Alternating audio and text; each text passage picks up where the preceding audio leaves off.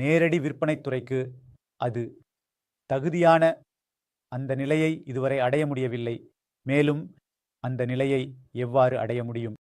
இந்த நேர்காணலில் பல தகவல்கள் உள்ளன. கௌதமின் அரசாங்கம் 27 ஆண்டுகளின் அனுபவத்தை 27 நிமிடங்களில் நீங்கள் பெறுவீர்கள். நீங்கள் கடைசி வரை இருந்தால் மட்டுமே. நண்பர்களே வணக்கம். ஆதாப் சிஸ்கா சாட் வித் சாண்ட்ரவட்ஸ் புதிய எபிசோடில் உங்களை அனைவரையும் வரவேற்கிறோம். ஒரு ஜனவரி 2011 அன்று நாங்கள் உங்கள் முன் சாட் வித் சாண்ட்ரவட்ஸ்கா முதல் எபிசோடை இந்த நோக்கத்துடன் வழங்கினோம். இந்த சேனலின் மூலம் நேரடி விற்பனை துறையை ஒன்றிணைப்போம். அனைவரையும் ஒரு மேடையில் கொண்டு வந்து அவர்களிடமிருந்து நாம் கற்றுக்கொண்டு நம் வாழ்க்கையில் விஷயங்களை நடைமுறைப்படுத்தி வெற்றியை அடைந்து வெற்றியை அதிகரிப்போம். அந்த நேரத்தில் எங்களிடம் எந்த சந்தாதாரரும் இல்லை, எங்களை யாரும் அறியவில்லை. ஆனால் நீங்கள் அனைவரும் அளித்த அன்பின் காரணமாக இன்று எங்கள் விருந்தினராக ஒரு பிரபலமான நபர் இருக்கிறார். அவரை முழு இந்தியாவும் அறிவது. இவர்கள் கோடிக்கணக்கான மக்களின் வாழ்க்கையை தொட்டுள்ளனர். இவர்களின் ஊக்கத்தால் லட்சக்கணக்கான மக்கள் நேரடி விற்பனையை ஒரு தொழிலாக ஏற்றுக்கொண்டுள்ளனர். உங்களை அவர்களுடன் நேரடியாக சந்திக்க வைப்பதில் நான் மிகவும் உற்சாகமாக இருக்கிறேன். அவங்களுக்கே ஒரு மிகப்பெரிய நிறுவனம் உள்ளது. இந்த சேனலில் நாங்கள் நிறுவனத்தை பற்றிய ஒரு வரம்பை வைத்துள்ளதால் அவர்களின் மற்றொரு அறிமுகத்தை நான் உங்களுக்கு வழங்க விரும்புகிறேன். அவர் நேரடி விற்பனை கவுன்சிலின் தலைவர் அசோசேம் அவர்களை வரவேற்கிறது. கௌதம் பாலிசார், இன்னைக்கு நாங்கள் பெருமைப்படுகிறோம். மிகவும் வரவேற்கிறேன். மிகவும் நன்றி சார். சுரேந்தர் ஜி, என்னை அழைத்ததற்கு நான் மிகவும் உற்சாகமாக இருக்கிறேன் சார். இன்னைக்கு நான் ஒரு பெரிய நபருடன் இருக்கிறேன் என்பதால் கொஞ்சம் நர்வஸாகவும் இருக்கிறேன். அது முடியாது. மாறாக இன்று நான் தான் இருக்கிறேன். ஏனெனில் உங்களை நான் பின்பற்றுகிறேன். சார் சுரேந்தர், நீங்கள் இந்த துறையில் சிறந்த வேலை செய்து வருகிறீர்கள். மக்களுக்கு தகவல் மற்றும் வழிகாட்டுதல் வழங்குவதற்காக உங்களை சந்திப்பதில் உண்மையிலேயே பெருமை. மிக்க நன்றி சார். நாங்கள் ஒரு சிறிய வீடியோவை கமிங் சூன் என்று வெளியிட்டோம். அதுக்கு நிறைய பார்வைகள் வந்தன. பொதுவாக கமிங் சூன் வீடியோக்களுக்கு அதிக பார்வைகள் வருவதில்லை. மிக நீண்ட பட்டியல் இருந்தது. மக்கள் இவ்வளவு அன்பு செலுத்துகிறார்கள். சிலவற்றை நான் படிக்க விரும்புகிறேன் சார். சிலர் எழுதியதைப் போல குலாம் முகமது எழுதுகிறார். ஒரு வாழ்த்துக்குரிய நபர், நேரடி விற்பனையின் ஒரு எடுத்துக்காட்டு. நவீன் டி விஸ்வகர்மா எழுதியுள்ளார். கோடிக்கணக்கான மக்களின் வாழ்க்கையை மாற்றிய நேரடி விற்பனையின் கடவுள் வருகிறார். Rathik dynamic personality in network marketing இண்டி என்ற புத்தகத்தை எழுதியுள்ளார். நான் ஒரு பெரிய பையன். பிரசாந்த் குமார் எழுதியுள்ளார். நேரடி விற்பனையின் உண்மையான ஹீரோவின் அதிரடி வருகை நடக்கிறது. க்ரோ வித் ராஜேந்திர பால் எழுதியுள்ளார். நேரடி விற்பனையின் மகாநாயக் கடைசி கருத்தை படிக்கிறேன் சார். நான் அனூப் குமாரின் நெட்வொர்க் மார்க்கெட்டிங்கின் இந்தியாவில் பிறப்பாளர். அதனால் மிகவும் நேசிக்கிறார்கள் சார். மக்கள் உங்களை நேசிக்கிறார்கள். நீங்கள் அதற்குரியவராக இருக்கிறீர்கள் சார். இந்த எல்லா பாராட்டுகளையும் நான் பெற தகுதியானவன் அல்ல. என் எண்ணத்தில் இந்த துறையே இதை பெற தகுதியானது. மிகவும் நன்றி இவ்வளவு மக்களுக்கு இவ்வளவு அன்பு கொடுத்ததற்கு. ஆனால் நான் இதுவரை அப்படி எதுவும் செய்ததாக நினைக்கவில்லை. நான் இந்த துறையில் ஒவ்வொருவரும் செய்ய வேண்டியதை மட்டுமே செய்துள்ளேன். நாங்கள் மக்களின் வாழ்க்கையை மாற்ற முடிந்தால் நான் உண்மையில் மகிழ்ச்சியாக இருக்கிறேன். அவர்களின் வாழ்க்கையில் சில மாற்றங்களை கொண்டு வர முடிந்தால் மிகவும் நன்றி. அனைவருக்கும் நன்றி சார். மகாத்மா காந்திஜியிடம் ஒருமுறை யாரோ கேட்டார்கள், நீங்கள் எனக்கு கொஞ்சம் அறிவுரை கொடுங்கள், கொஞ்சம் கல்வி கொடுங்கள். இந்த நிகழ்வை நான் எங்கோ படித்தேன். அப்போது காந்திஜி அவருடைய நண்பர்களில் ஒருவர் காந்திஜியின் வாழ்க்கை வரலாறு படியுங்கள் என்று கூறினார்கள். அதிலிருந்து உங்களுக்கு நிறைய கல்வி கிடைக்கும். அதனால மகான் மனிதர்களின் வாழ்க்கையிலிருந்து சார் நிறைய கற்றுக்கொள்ள முடிகிறது. அதனால நான் உங்கள் இதுவரை வாழ்க்கை பற்றி கொஞ்சம் தெரிந்து கொள்ள விரும்புகிறோம். எங்கே படித்தீர்கள்? பின்னர் நேரடி விற்பனையில் எப்படி வந்தீர்கள்? இதுவரை பயணம் எப்படி இருந்தது? சார், நான் ஒரு விஷயம் சொல்ல விரும்புகிறேன். கடவுள் இருக்கிறார். மிகவும் மிகவும் கருணையுள்ளவர். ஒவ்வொரு விஷயத்திலும் எனது சிறிய பின்னணி இருந்தால் என் பிறப்பு நடந்தது. என் தந்தை மத்திய அரசின் ஊழியர், கஸ்டம்ஸ் மற்றும் மத்திய வரித்துறையில் வேலை செய்தார். எங்கள் குடும்பம் முன்னோர்களாக ஜம்மு காஷ்மீரை சேர்ந்தது. ஆனால் 1947 அவர்கள் டெல்லிக்கு குடிபெயர்ந்தனர். என் பிறப்பு டெல்லியில் நடந்தது. எனக்கு 2 பெரிய சகோதரிகள் உள்ளனர். நான் வீட்டில் இளையவன். சில ஆண்டுகளுக்கு முன்பு டெல்லியில் எனது கல்வி நடந்தது. பிறகு என் தந்தையின் இடமாற்றம் சண்டிகருக்கு நடந்தது. சண்டிகரில் 3 ஆண்டுகள் படித்தேன். அதன் பிறகு 5 ஆண்டுகள் சார். அதே போல சஹரன்பூரில் இருந்து ஜம்முவுக்கு சென்று நான் என் பட்டப்படிப்பை முடித்தேன். மற்றும் அங்கேயே இடம்பெற்றேன். விற்பனை மற்றும் சந்தைப்படுத்தலில் பட்டப்படிப்பு முடித்த பிறகு எனக்கு பைசரில் வேலை கிடைத்தது. அது உலகின் மிகப்பெரிய மருந்து நிறுவனம் ஆகும். அவர்களுடன் சுமார் 12 ஆண்டுகள் நான் வேலை செய்தேன் மற்றும் 1996 இந்த துறைக்கு வந்தேன். இந்த துறை இந்தியாவில் தொடங்கிய போது அப்பொழுது இந்த துறையை பற்றி எனக்கு எந்த விதமான ஐடியாவும் இல்லை. ஆனால் களத்தில் சென்று மக்களுடன் சேர்ந்து வேலை செய்வதன் மூலம் மக்கள் இந்த துறையை பற்றி கற்றுக்கொண்டார்கள். அதனால் நானும் இதுல கற்றுக்கொண்டேன். அந்த நிறுவனத்துடன் நான் இன்றைக்கு கூட சொல்றேன், அது என் முதல் காதல். ஏனெனில் அது எனக்கு இந்த துறையை பற்றி எல்லாவற்றையும் கற்றுக் கொடுத்தது. அவர்களை விட்டு நான் இன்னொரு நிறுவனத்திற்கு சென்றேன். துணைத் தலைவர் அங்கே இருந்தார். அங்கு சுமார் 2 ஆண்டுகள் வேலை செய்தேன். பிறந்த ஒரு நிறுவனத்தில் தலைமை நிர்வாக அதிகாரியாக ஆனேன். பல முறை நிறுவனங்களை மாற்றியதற்கான காரணம் எனது சிந்தனை வித்தியாசமாக இருந்ததுதான். அனைத்து நிறுவனங்களும் மிகவும் சிறந்தவை. ஆனால் எனக்கு தோன்றியது, இந்த நேரடி விற்பனை துறையில் என்ன செய்ய முடியும் என்று எந்த நிறுவனங்களும் செய்யவில்லை. நாங்கள் பல பரிந்துரைகளையும் கொடுத்தோம். ஆனால் நிறுவனங்களின் மேலாண்மை சிந்தனை தனித்துவமாக இருந்தது. என் சிந்தனை வேறுபட்டது. அதனால் நான் நினைத்தேன், எப்போது வரை மற்றவர்களை குற்றம் சாட்டுவேன் என்று அவர்கள் செய்ய விடவில்லை என்று. என்னை பற்றியே உங்கள் விரலை உயர்த்தி இந்த துறை உலகம் முழுவதும் பெரும் மரியாதை மற்றும் மரியாதையைப் போலவே இந்தியாவிலும் உள்ள மக்கள் இதை பற்றி அறிந்து கொள்ளவும், மரியாதையுடன் பணியாற்றவும், அதை தங்கள் தொழிலாக தேர்ந்தெடுக்கவும் ஒரு குடும்பத்தை உருவாக்குங்கள். 2004 ஆண்டில் நாங்கள் இந்த குடும்பத்தை தொடங்கினோம். அடுத்த ஆண்டு நாங்கள் எங்கள் 20வது ஆண்டு விழாவை கொண்டாடுவோம். மற்றும் நான் சொல்ல விரும்புவது என்னவென்றால், கடந்த சுமார் 19 ஆண்டுகளில் நாங்கள் எங்கள் மக்களால் எதிர்பார்க்கப்பட்ட அனைத்தையும் செய்தோம். ஒரு சுய ஒழுங்குமுறை நிறுவனமாக நாங்கள் எங்கள் மக்களை பற்றி சிந்தித்தோம். மேலுள்ளவரின் அருளால் நாங்கள் டான் சர்வான் பல லட்சம் மக்களின் வாழ்க்கையை மாற்ற முடிந்தோம். சரி, அது உங்களுக்கு ஒரு குறுகிய விதியாக இருக்கலாம்.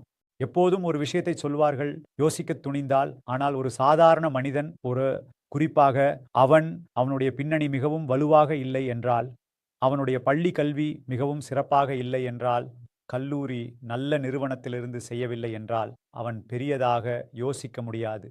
நீங்கள் எப்போதும் இந்த விஷயத்தில் வலியுறுத்துகிறீர்கள், பெரியதாக யோசிக்க துணிந்தால். அதனால குறிப்பாக அவர்கள் எங்காவது பெரியதாக யோசிக்க முடியாமல் இருக்கிறார்கள், எங்காவது வேலைக்குள் சிக்கி இருக்கிறார்கள், பெரியதாக யோசிக்க முடியவில்லை.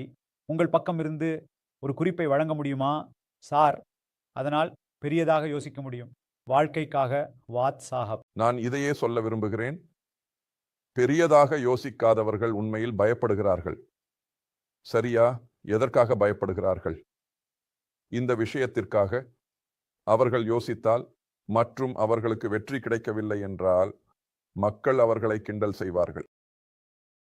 என்னுடைய முதல் எப்போதும் யோசிக்கும் முறை அது இருந்தது. அதனால் நாங்கள் செய்தோம். மற்றும் நான் என் விநியோகஸ்தர்களை, சகோதரர்கள் மற்றும் சகோதரிகளை அனைவரையும் இந்த பயத்தை நீக்க சொல்லி வழிகாட்டுகிறேன். மற்றும் நீங்கள் பெரியதாக யோசிக்காத வரை பெரிய வேலை செய்ய முடியாது. இல்லையெனில் என்ன ஆகும்? தோல்வி எங்கும் கிடைக்கும். ஒரு முறை கிடைக்கும், 2 முறை கிடைக்கும், ஆனால் 10வது முறையில் கிடைக்காது. அப்படியே நீங்கள் நேரடி விற்பனை தேர்வை முழுமையாக அறிவீர்கள். சார், இந்தியாவில் உள்ள சிறந்த நேரடி விற்பனை நிறுவனங்கள் அனைத்தும் மிகச் சிறந்த வேலை செய்துள்ளன. மக்களின் வாழ்க்கையை மாற்றுவதற்காக இருக்கின்றனர். பார்வையற்றவர்கள் மாதத்திற்கு 3,50,000 லட்சம் வருமானத்தை அடைந்துள்ளனர். பேச முடியாதவர்கள், கேட்க முடியாதவர்கள், அவர்கள் 1,25,000, 1,50,000 வருமானம். கல்வி அறிவில்லாதவர்கள் 8 லட்சம் ரூபாய் வருமானம் என்றால் அந்த மக்களுக்கும் இதே பயம் இருந்தால் அவர்களுக்கு கல்வி இல்லை, அல்லது யாராவது பார்க்க முடியாது, யாராவது பேச முடியாது, யாருக்காவது ஆங்கிலம் தெரியாது, யாராவது தடுக்கி தடுக்கி பேசுவார்கள். எங்களிடத்தில் பெரியதாக சிந்திக்கும் மக்கள் மற்றும் பயத்தை நீக்குவோர், அவர்கள் நினைக்கும் அனைத்து குறைகள் அவை அவர்களின் சக்தியாக மாறலாம்.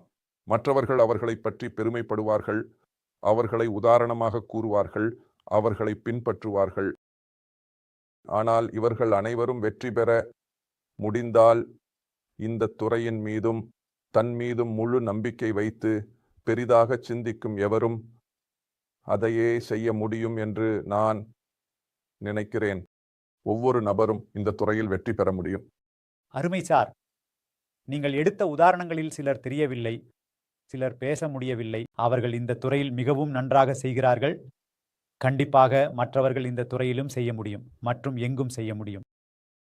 நாம் பெரிய சிந்தனை பற்றி பேசினால் இந்தியாவில் நேரடி விற்பனையின் எதிர்காலம் எவ்வளவு பெரியதாக தெரிகிறது. நாம் ஒரு உதாரணம் எடுத்துக்கொண்டால் இன்று நாம் 2023 இருக்கிறோம். 2050 நீங்கள் இந்திய நேரடி விற்பனையின் எவ்வளவு பெரிய வடிவத்தை காண்கிறீர்கள்? இன்றைய நாளை பார்த்தால் அது உலகின் மிகப்பெரிய மக்கள் தொகை கொண்ட நாடுகளில் ஒன்றாகும். ஆமாம் செய்யா. உலகின் இளம் நாடுகளில் ஒன்றாக இருக்கிறோம். 70% மேல் நமது மக்கள் தொகையின் வயது 35 ஆண்டுகளுக்கு குறைவாக உள்ளது. ஆம் சார், இத்தனை பெரிய நடுத்தர வர்க்க மக்கள் தொகை.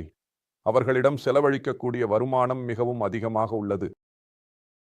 மற்றொரு விஷயம், மக்கள் தங்கள் வாழ்க்கையை மேம்படுத்த விரும்புகிறார்கள், தங்கள் வாழ்க்கையை மாற்ற விரும்புகிறார்கள். அத்தனை வாய்ப்புகள் வேறு எங்காவது இருக்குமா? இல்லை. எனவே பாப்பா அம்மா, இது உண்மையில் என்னுடைய யோசனை எண்ணிக்கைகள் இதை சொல்கின்றன. இந்த துறை பல $1 மில்லியன் துறையாக மாறும் என்று. இன்றைய தினத்தில் உலகின் முன்னணி நேரடி விற்பனை நாடுகளில் இந்தியாவின் பெயர் வந்துவிட்டது. ஆம் சார். மற்றும் அடுத்த 15 ஆண்டுகளில் நான் சொல்வதானால் உலகின் முன்னணி 3 சந்தைகளில் நேரடி விற்பனையில் இந்தியா இருக்கும். அற்புதமான திறன். இதனால் மக்கள் இந்த துறையை தங்கள் தொழிலாக தேர்ந்தெடுத்து எதிர்காலத்தில் தங்கள் வாழ்க்கையை முழுமையாக உருவாக்க முடியும். சந்தை இப்போது வளர்ந்து கொண்டிருக்கிறது. இப்போது விதிகள் வந்துள்ளன. அதிகாரிகள் முதல் முழு அமைப்பும் இதை புரிந்து கொள்கிறது. நல்ல நிறுவனங்கள் என்னவென்று தவறான நிறுவனங்களில் இல்லை. மக்கள் அதை அறிந்து அதன் பற்றிய புரிதல் கிடைக்கிறது. முன்பு பல ஆண்டுகள் இந்த துறையில் நிலைத்தன்மைக்கு எந்த உதாரணங்களும் இல்லை. இன்றைய நாளில் நீங்கள் வெற்றியடைந்தவர்களை பார்க்கிறீர்கள். ஒவ்வொரு நிறுவனத்திலும் கடந்த 15-20 ஆண்டுகளாக தொடர்ந்து வருமானம் பெற்று தொடர்ந்து வளர்ந்து கொண்டிருக்கிறார்கள்.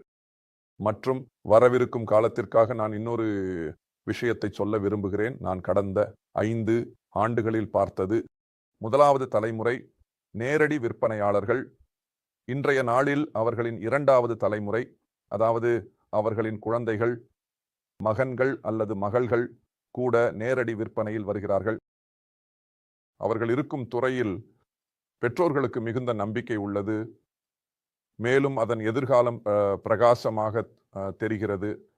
அதனால்தான் அவர்கள் தங்கள் 18-19 வயதுடைய இளம் குழந்தைகளை இந்த துறையில் கொண்டு வருகிறார்கள்.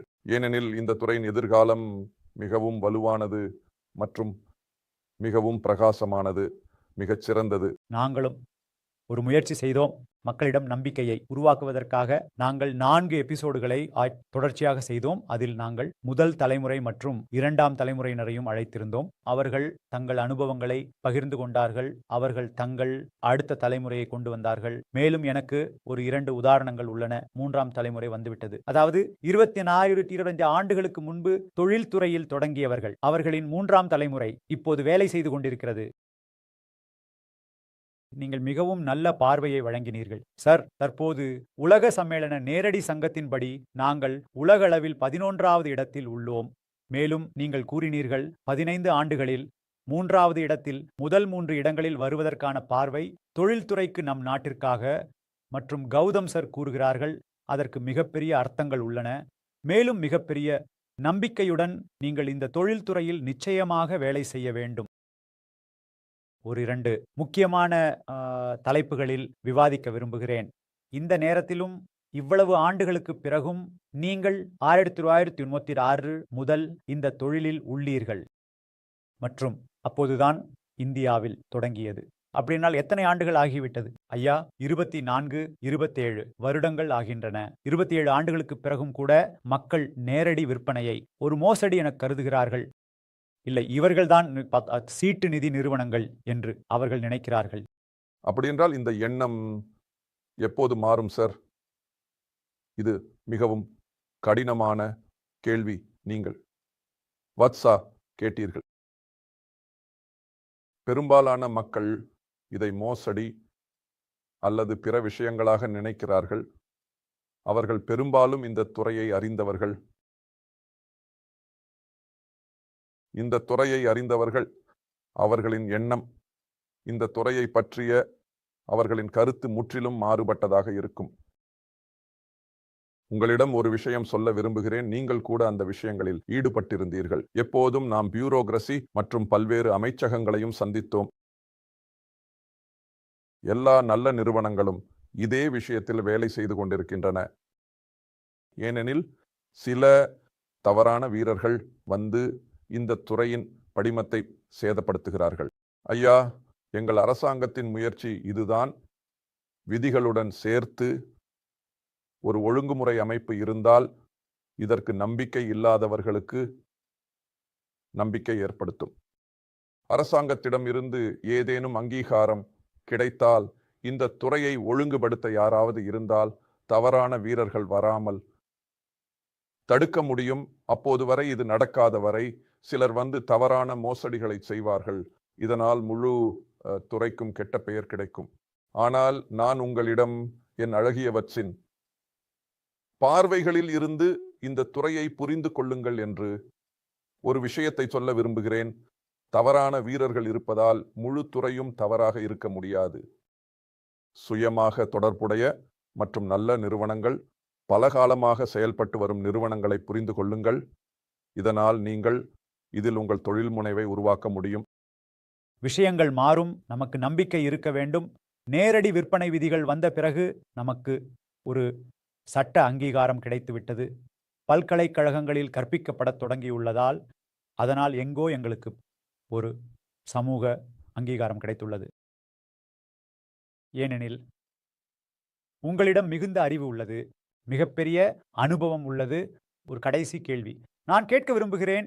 இந்த நேர்காணலுக்காக ஒரு நேரடி விற்பனையாளர் இந்த துறையில் தீவிரமாக வர விரும்பினால் அல்லது அவர் தொடங்கியிருந்தால் அதை ஒரு தொழிலாக எடுத்துக்கொள்கிறார்.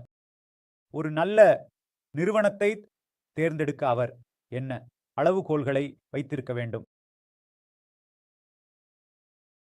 நான் இந்த துறையில் 1996 வந்தபோது எனக்கு நினைவில் இருக்கிறது, இன்றைய தேதியில் இதை புதிய தொழிலாக எடுத்துக்கொள்ள முயற்சிக்கும் ஒருவரின் எண்ணம் என்னுடையது போலவே இருந்திருக்கலாம் 27 ஆண்டுகளுக்கு முன்பு.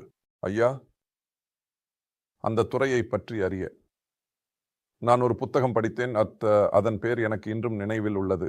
அந்த புத்தகத்தை தி என்சைக்ளோபீடியா ஆஃப் நெட்வொர்க் மார்க்கெட்டிங் என்று அழைக்கிறார்கள். உலகம் முழுவதும் பரவிய ஒரு சிறந்த தலைவர், நேரடி விற்பனையில் ராண்டி கேஜ் என்று அழைக்கப்படுகிறார். நான் அந்த புத்தகத்தை படித்தபோது சரியான நிறுவனத்தை தேர்ந்தெடுங்கள் என்று சொன்னார். அவர் எந்த திட்டத்திற்கும் முக்கியத்துவம் கொடுக்கவில்லை. அவர் தயாரிப்புகள் பற்றியும் முக்கியத்துவம் கொடுக்கவில்லை. அவர் முதலில் சொன்னது, நீங்கள் சரியான நிறுவனத்தை தேர்வு செய்ய வேண்டும். அதற்கு முதலில் நீங்கள் நிறுவனத்தின் மேலாண்மையை பாருங்கள். சுந்தர்ஜி, நீங்கள் நம்ப மாட்டீர்கள். அப்ப எனக்கு ஏன் நிறுவனத்தினோட மேலாண்மையை பார்க்க வேண்டும் என்று புரியவில்லை. நான் நினைத்தது அது நிறுவனத்தின் வேலை.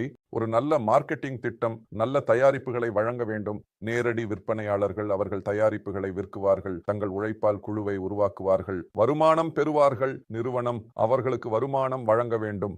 நிறுவனத்தின் மேலாண்மையுடன் என்ன தொடர்பு? ஆனால் இந்த துறையில் காலம் கழிந்த போது நிறுவனத்தின் மேலாண்மை, அதாவது நிறுவனத்தை நிர்வகிப்பவர்களை பார்க்குவது ஏன் முக்கியம் என்பதை நான் புரிந்து கொண்டேன். ஏனெனில் அவர்கள் எண்ணம் விநியோகஸ்தர்களின் மீது இருக்கிறது. அவர்கள் எண்ணம் நேர்மையானது. அவர்கள் நெறிமுறையுடன் செயல்பட விரும்புகிறார்கள். எந்த குறுக்கு வழி எடுக்க விரும்பவில்லை. அந்த நிறுவனத்தின் மேலாண்மைக்கு உண்மையில் இது ஒரு துன்பம் என்றால் அவர்கள் மக்களின் வாழ்க்கையை மாற்ற விரும்புகிறார்கள். அத்தகைய நிறுவனத்தில் உங்களின் தொழில் பாதை பாதுகாப்பாக இருக்கும். உங்களின் வளர்ச்சி அதில் நிச்சயமாக இருக்கும். ஏனெனில் நான் எப்போதும் சொல்வது போல, நான் இன்னும் உங்கள் நேர்காணலுக்கு முன் வெளியே உட்கார்ந்திருந்த போது சர்வர் வசிஷ்ட் ஜியுடன் என்னுடைய விவாதம் நடந்து கொண்டிருந்தது.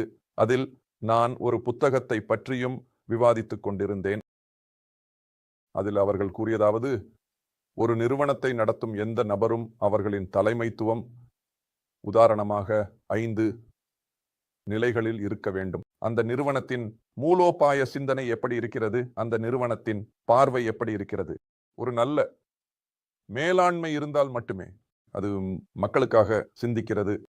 அது இந்த விஷயங்களை கவனிக்கும். காலம் எப்படி மாறுகிறது என்பதை, எங்கள் மக்களின் தேவைகள் எப்படி மாறும், அவர்களுக்கு கருவிகள் எப்படி தேவைப்படும், அவர்களுக்கு மேலே பொருட்கள் எப்படி தேவைப்படும், நாம் எங்கள் மக்களை மேலும் வழிநடத்த எப்படி, நாம் எவ்வாறு முதலீடு செய்வது, எங்கள் மக்கள் மேலும் வளர்வதற்காக இந்த தேர்வு, இந்த தேர்ந்தெடுப்பு நீங்கள் அனைவரும் தானாகவே செய்ய வேண்டும். ஒரு தவறு உங்களால் நடந்தாலும் கவலைப்பட வேண்டாம். ஏனெனில் தவறு செய்யாமல் யாரும் கற்றுக்கொள்ள முடியாது. ஆனால் நீங்கள் உங்கள் நேரடி விற்பனையை இன்றி ஒரு தொழிலாக தேர்வு செய்தால் அந்த நிறுவனத்தின் வரலாறு மற்றும் அதன் மேலாண்மையை பாருங்கள். அப்போதுதான் உங்கள் தொழில் முற்றிலும் நிலையாக இருக்கும். அது அருமை சார். இந்த ஒரு அளவுகோல் சரியாக இருந்தால் சார் அப்படி எதிர்பார்க்கலாம். பிற விஷயங்கள் தானாகவே சரியாக இருக்கும், தயாரிப்பும் சரியாக இருக்கும், இழப்பீடு திட்டமும் சரியாக இருக்கும். அந்த எல்லா விஷயங்களும் தானாகவே கிடைக்கும். அதன் மூலம் முற்றிலும் சரியாக இருக்கும். சார், எங்கள் தொழில் கெட்ட பெயர் பெற்றுள்ளது. அதில் எதிகேடான வேலை எங்காவது இருக்கும். மற்றும் குறிப்பாக சில நிறுவனங்களில் எதிகேடான வேலை இருக்குமானால், நீங்கள் ஒரு துறையில் ஒரு லெஜெண்ட் என்றால், அவர்கள் எப்படியாவது எந்த வழியிலாவது மிக வேகமாக நிறுவனத்தை வளர்க்க விரும்புகிறார்கள். அவர்களின் நன்மைகள் மற்றும் தீமைகள் என்னவாக இருக்கும்? அவர்கள் என்ன செய்ய வேண்டும்? மீண்டும் நீங்கள் மிகவும் கடினமான கேள்வி கேட்டீர்கள். நான் எப்போதும் ஒரு விஷயத்தை சொல்ல விரும்புகிறேன். எந்த நிறுவனமும் அதன் அடித்தளம் வலுவாக இல்லாமல் மிகவும் வேகமாக வளர முடியாது. ஐயா, உங்கள் ஜோர்பாவும் இந்த துறையில் மிகவும் வயதானவர். நானும் என் கடந்த 27 ஆண்டுகால வரலாற்றில் பார்த்திருக்கிறேன். நிறுவனங்கள் வருகின்றன, ஒரு அல்லது 2 ஆண்டுகள் சத்தம், இதை செய்து விட்டார்கள், அதை செய்து விட்டார்கள். அதுக்கு பிறகு அவங்களின் வளர்ச்சி நிலையாக இருக்க முடியாது. அந்த நிறுவனம் நிலையாக இருக்காது. எனவே என் எப்போதும் நம்பிக்கை என்னவென்றால், நிறுவனங்கள் சுய ஒழுங்குபடுத்தப்பட்டதாக இருக்கும்போது, அதாவது அவர்கள் எப்போதும் தங்கள் விநியோகஸ்தர்கள் அல்லது நீங்கள் எந்த சொற்களை பயன்படுத்தினாலும் அவர்களுக்காக வேலை செய்கின்றனர். அடித்தள ஆண்டுகளில் அவர்கள் தங்களை நிரூபிக்க வேண்டும். அதற்கு பிறகு அவர்களின் வளர்ச்சியின் வேகம் தானாகவே வருகிறது. ஏனெனில் அவர்கள் ஒரு அடித்தளத்தையும் முறையையும் சரியாக அமைத்துள்ளனர். இதில் எனது நம்பிக்கை இதுதான். நான் நம்புகிறேன் கேள்விக்கு பதில் ஆமாம். நீங்கள் இதை சொல்ல விரும்புகிறீர்கள். சரி, கொஞ்சம் பொறுமையுடன் வேலை செய்யுங்கள். மார்க்கெட்டில் முதலில் உங்களை நிரூபிக்கவும் மற்றும் அனலிட்டிக்கல் முறையில் இவ்வாறு வேலை செய்தால் பின்னர் நீண்ட காலம் செல்ல முடியாது. ஒரு அல்லது 2 ஆண்டுகளில் நீங்கள் காண்பீர்கள். வரலாறு கூட இதை சொல்கிறது. சார், நானும் இவ்வாறான விஷயங்களை மிகவும் நெருக்கமாக பார்த்துள்ளேன். நிறுவனம் வந்தாலும் அது பறித்து செல்கிறது. 2-3 ஆண்டுகளில் அந்த நிறுவனம் காணப்படுவதில்லை. அதன் மக்கள் காணப்படுவதில்லை. காணப்பட்டாலும் அவர்கள் மறைந்து போகிறார்கள். எங்கோ மெதுவாக துவங்கிய நிறுவனங்கள் தத்தம் கொள்கைகளில் நிலைத்திருந்தன. இன்று அவர்கள் பெரிய வேலை செய்கிறார்கள். பாருங்கள், நான் இன்னொரு விஷயத்தை சொல்ல விரும்புகிறேன். நீங்கள் சிலரை கபடமாக்கலாம். ஆனால் சில காலத்திற்கு மட்டுமே. எல்லோரையும் எப்போதும் கபடமாக்க முடியாது. எப்போது நமது வணிக உலகம் மவுத்பார்கா ஆகிறது. எங்கள் தலைவர்களுக்கு தங்களின் மீது நம்பிக்கை இல்லாத போது அவர்கள் தங்கள் நிறுவனத்தை பற்றிய நம்பிக்கையை மக்களுக்கு எப்படி ஏற்படுத்துவார்கள் என்று நான் உங்களிடம் பேசிக் கொண்டிருந்தேன். நீங்களும் சொன்னீர்கள், இன்றைய நாளில் 3ஆம் தலைமுறை இந்த தொழிலில் வந்துவிட்டார்கள்.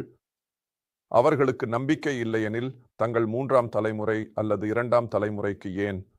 இதுவே மக்களின் நம்பிக்கை. எனது எப்போதும் சொல்லும் விஷயம். சுரேந்தர் ஜி, மக்கள் ஒருபோதும் ஒரு நிறுவனத்தை சேர்ந்து கொள்ளவில்லை. அவர்கள் அந்த நபரை சேர்ந்து கொள்கிறார்கள். அந்த நிறுவனம் அவர்களுக்கு நம்பிக்கை அளிக்கும் போது முதலில் அந்த நபரின் மீது, அந்த தலைவரின் மீது நம்பிக்கை இருக்க வேண்டும். அவர் அந்த நிறுவனத்தை எடுத்துச் சென்ற போது அவருக்கு நம்பிக்கை இருக்கும் போதுதான் அது நிறுவனத்தில் வருகிறது. அதனால் இதை சொல்ல விரும்பினேன். அருமை சார், உங்கள் 27 ஆண்டுகளின் அனுபவத்தை 22-24 நிமிடங்களில் பார்வையாளர்களுக்கு கொடுக்க முயற்சித்தோம். உங்கள் பெயர் மிக பெரியது. பல அமைப்புகள் உங்களிடம் உள்ளன. உங்கள் வணிகம் இந்தியாவிலும் இந்தியாவிற்கு வெளியிலும் உள்ளது. நீங்கள் SHM மற்றும் பிற சங்கங்களுடன் நெருக்கமாக பணியாற்றுகிறீர்கள். நீங்கள் ADACIயின் கண்காணிப்பாளரும் ஆவீர்கள். அங்கேயும் உங்களுடன் எனக்கும் பணியாற்ற வாய்ப்பு கிடைக்கிறது. இருந்தாலும் நீங்கள் நேரம் ஒதுக்கினீர்கள் சார். உங்கள் வருகையால் மக்களுக்கு, தொழிலுக்கு வலிமை கிடைக்கும் என்று நம்புகிறேன். நாங்கள் உற்சாகம் அடைந்தோம். சுரேந்தர்ஜி, உங்களை நன்றி சொல்ல விரும்புகிறேன். என்னை அழைத்ததற்கு. எங்கள் அனைத்து பார்வையாளர்களுக்கும், ஜி-இன் இந்த நிகழ்ச்சியை இன்று பார்க்கும் அனைவருக்கும் நான் ஒரு விஷயத்தை சொல்ல விரும்புகிறேன். எனக்கு முதலில் எந்த எண்ணமும் இல்லை. என் சொந்த நிறுவனத்தை தொடங்குவதற்கு இந்த குடும்பத்தை தொடங்கியது இந்த தொழிலுக்கு அதன் மரியாதை மற்றும் கௌரவம் கிடைக்க வேண்டும் என்பதற்காக. இந்த வணிகத்தை சுமார் 19 ஆண்டுகளாக செய்து இன்றைய நாளில் மற்ற நிறுவனங்களின் நிறுவனர் தலைவர்களாக இருக்கிறேன். அவர்களையும் சந்திக்கிறேன். எப்போதும் இந்த விஷயத்திற்காக வேலை செய்கிறேன். இந்த தொழில் முன்னேற வேண்டும். மக்களின் எண்ணம் இதற்காக சிறப்பாக இருக்க வேண்டும். சார், உங்கள் பல அமைப்புகள் உள்ளன. அவற்றின் போதிலும் நீங்கள் நேரம் ஒதுக்கினீர்கள். எங்கள் பார்வையாளர்களுக்கு இவ்வளவு அறிவு கொடுத்தீர்கள். இதயத்தின் ஆழத்திலிருந்து அனைத்து பார்வையாளர்களின் சார்பாக மீண்டும் ஒரு முறை மிகவும் நன்றி சார். மிகவும் நன்றி சுரீந்தர்ஜி. இது ஒரு மகிழ்ச்சி நிச்சயமாக வருவது. நான் எதிலும் பிஸியாக இருந்தாலும் இந்த தொழிலுக்காக நான் ஏதாவது செய்ய முடிந்தால், மக்களுக்கு ஒரு செய்தி கொடுக்க முடிந்தால், அதற்காக நான் எப்போதும் வாய்ப்புகளை தேடுகிறேன். நான் எப்போதும் நினைவில் வைத்திருக்கிறேன். மிகவும் நன்றி அனைவருக்கும். இதோ கௌதம் பாலி சார் 27 ஆண்டுகளாக நேரடி விற்பனை தொழிலில் உள்ளார். மிகப்பெரிய அனுபவம். நீங்கள் சேனலை சந்தாதாரராக இல்லாவிட்டால் இந்த தகவல் உங்களிடம் எப்படி வந்திருக்கும்? இவ்வகையான பெரிய நபர்களை சந்திக்க நீங்கள் அடுத்த செவ்வாய்க்கிழமை இரவு 8 மணிக்கு காத்திருக்க வேண்டும். மீண்டும் சந்திப்போம். மிகவும் நன்றி.